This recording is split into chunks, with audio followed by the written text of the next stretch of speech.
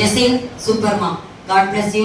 அடுத்து பார்த்தீங்கன்னா கிருபா வந்து நம்ம கவிதை மூலமா புத்தாண்டுக்கான வாழ்த்துக்களையும் தெரிவித்து இயேசு கிறிஸ்து யாரெல்லாம் அழைத்தார், அவருடைய அழைப்பின் பெயர் சொல்லி அழைத்தது யாரெல்லாம் அழைத்தாங்க, அழைத்தது மாத்திரமல்ல அவங்களை எப்படியெல்லாம் கர்த்தர் இயேசு கிறிஸ்து ஆசீர்வதித்தார் என்பதை குறித்து 2 கவிதைகள் நம்ம வாசிப்போம்.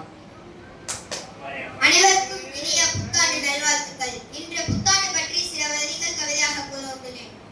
கடந்த ஆண்டின் முடிவு, புதிய ஆண்டின் வரவு, புது வருடம், புது கனவுகளின் தொடக்கம். வண்ண விளக்குகள் ஒளிர, புத்தாடைகள் அணிய,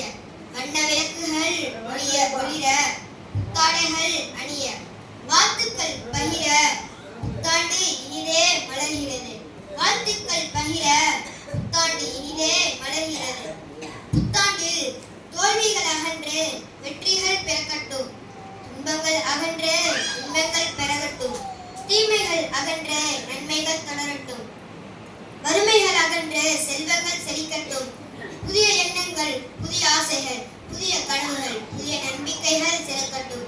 புதிய எண்ணங்கள், புதிய ஆசைகள், புதிய கனவுகள், புதிய நம்பிக்கைகள் சிறக்கட்டும். அழைப்பு. தாவீதை அழைத்தேன், அவன் என்னை துதித்தான். ஆபிரகாமை அழைத்தேன், அவன் என்னை விசுவாசித்தான். மோசேயை அழைத்தேன், அவன் என் ஜனத்தை வழி நடத்தினான். உன்னையும் அழைத்தேன், நீ ஏனோ வர மறுக்கிறாய். கொம்பின் அபிஷேகம் கோலியாத்தை வீழ்த்தும் என்றால், அக்கினியின் அபிஷேகம் உலகத்தை அசைக்கும். உன் விசுவாசம் எங்கே? உன் விசுவாச வார்த்தை எங்கே? அறிக்கை செய் விசுவாசத்தோடு. அன்பு நண்பரே, கிறிஸ்தவ வாழ்க்கை எப்பொழுதும் சிவப்பு கம்பளி விரிக்கப்பட்டு வரவேற்கப்படும் வாழ்க்கை அல்ல. முற்களும் கரடு முரடுகளும் கலந்ததுதான் கிறிஸ்தவ வாழ்க்கை. யுத்தத்தை கண்டு பயப்படாதே, யுத்த களத்துக்கு வா. யுத்தம் என்னுடையது,